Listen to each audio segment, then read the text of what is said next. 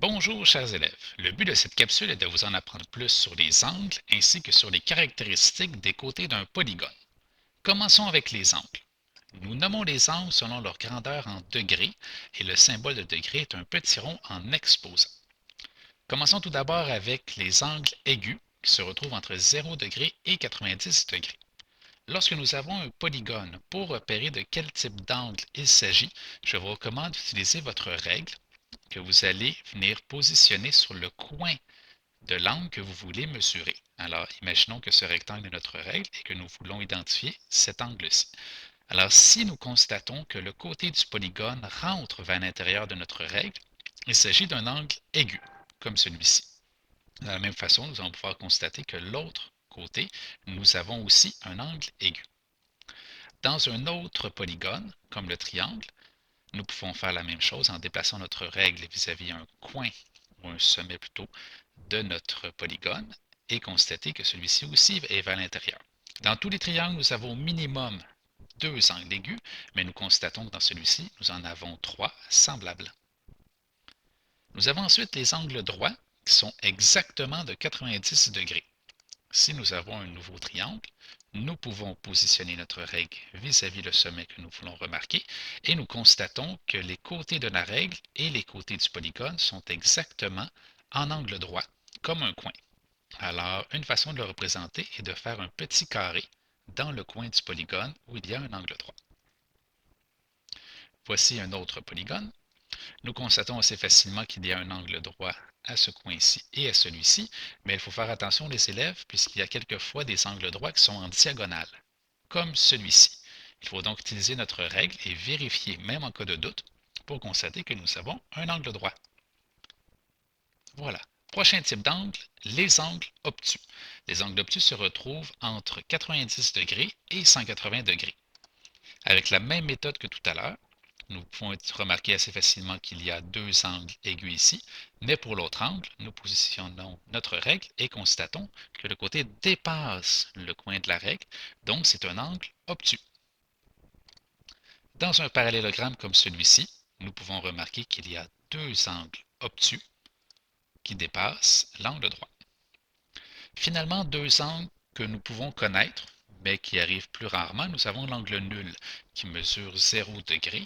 Alors ici, il faut imaginer que les deux segments sont un par-dessus l'autre et forment entre eux un angle de 0 degré. Nous avons aussi un angle plat qui est d'exactement 180 degrés, qui est formé de deux segments placés à l'horizontale. Voyons maintenant une petite révision des types d'angles. Alors, dans ce polygone, nous pouvons commencer par ce coin-ci. En plaçant notre règle, nous remarquons un angle aigu, angle suivant, qui arrive exactement vis-à-vis le coin, donc c'est un angle droit. Nous avons aussi un autre angle aigu en haut. Et pour la diagonale, nous devrons positionner notre règle autrement et nous constatons que nous avons un angle obtus. C'était les types d'angles. Voici maintenant deux caractéristiques des côtés. Dans les polygones, nous pouvons avoir des côtés qui sont parallèles et nous les définissons ainsi lorsqu'ils gardent toujours le même espacement entre eux. Ils ne se croiseront donc jamais si nous allongeons les lignes, un peu comme les rails d'un chemin de fer. Alors voici un trapèze et nous pouvons remarquer que la ligne du bas et du haut sont parallèles. Dans un rectangle, nous avons deux paires de côtés parallèles, le bas avec le haut, la gauche avec la droite, comme ceci. Et encore une fois, il faut faire attention, des fois nous avons des côtés diagonales qui peuvent être des paires de côtés parallèles, comme ceci. Le rouge forme deux côtés et les verts aussi sont deux côtés parallèles. Si nous voulons écrire des côtés parallèles, nous devons identifier les sommets de notre polygone et nous pouvons les identifier ainsi. Le segment AB est parallèle, donc deux barres obliques, au segment CD. Une autre caractéristique des côtés d'un polygone est formée par les côtés perpendiculaires qui se croisent exactement avec un angle droit, un peu comme un T. Voyons par exemple, dans ce polygone, nous voyons que deux côtés, la gauche et le bas, se croisent exactement à angle droit, donc nous avons deux côtés perpendiculaires. Encore une fois, des formes des fois en diagonale, nous constatons dans ce triangle qu'il y a, avec notre règle, un angle droit ici, donc nous avons deux côtés perpendiculaires.